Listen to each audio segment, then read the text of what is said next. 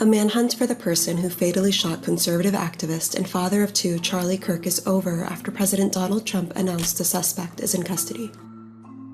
31-year-old Kirk was the founder of the conservative youth activist organization Turning Point USA. He was fatally wounded on Wednesday, September 10th during a campus event in Utah Valley University in Orem, Utah.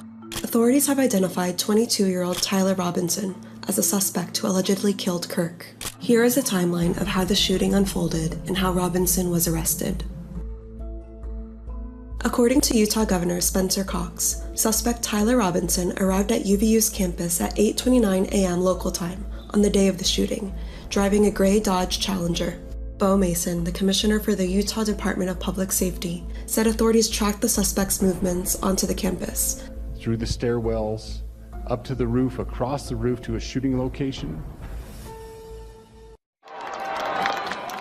At 12:07 p.m., a crowd awaits Charlie Kirk at UVU, the first stop on Turning Point USA's The American Comeback Tour. Supporters start chanting Kirk's name ahead of his appearance. Around 12:09, Kirk makes his appearance and throws hats out into the crowd of about 3,000 people. All right, we're going to get started, everybody. You know how it works. 12:11 p.m., Kirk begins speaking, opening debate and answering questions from individuals in the crowd. At 12:23 p.m., Kirk is hit with a single shot to the neck, appearing to come from an elevated position on a nearby rooftop. Video shows Kirk being carried by 6 men to an SUV, which transports him to Timpanogos Regional Hospital. According to authorities, immediately following the shooting, the subject moved to the other side of the building, jumped off of the building, and fled campus into a nearby neighborhood. At 12:52 p.m., UVU sent out an alert that police are investigating and that a suspect is in custody. The person of interest is released after questioning. At 2:22 p.m., the Orem Police Department said the shooting suspect was not in custody and is still at large. At 2:40 p.m., President Donald Trump announces in a post on Truth Social that Charlie Kirk has died from his injuries, writing, quote, "No one understood or had the heart of the youth in the United States of America better than Charlie."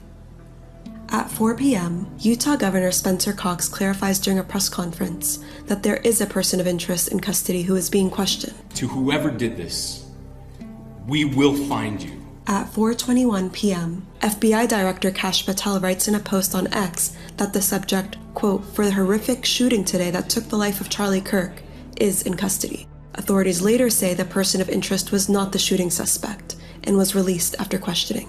At 7 a.m. on Thursday, September 11th, FBI Special Agent in Charge Robert Bowles announces during a press conference that authorities have recovered what is believed to be the weapon used in the shooting, a high-powered bolt-action rifle. At 9:56 a.m., authorities released images of the suspected shooter, asking for the public's help in identifying them. The FBI writes in a post on X that it is offering a reward of up to $100,000 for information leading to the identification and the arrest of the individual responsible for the murder of Charlie Kirk. At 6 a.m. Mountain Time on Friday, September 12th, President Donald Trump announced on Fox and Friends in New York that a person is in custody. As I'm walking in, they said, looking real good. They have the person that they wanted. At 8 a.m., Utah Governor Spencer Cox said at a press conference that Tyler Robinson, a Utah native, was identified as the person who shot and killed Kirk. Good morning, ladies and gentlemen. We got him.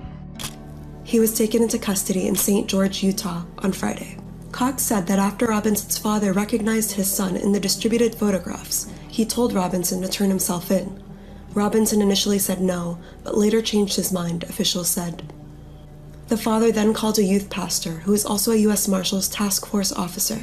The officer advised the father to have Robinson stay in place. This information was then conveyed to the FBI. I'm grateful that at this moment we have an opportunity to bring closure to this very dark chapter in our nation's history.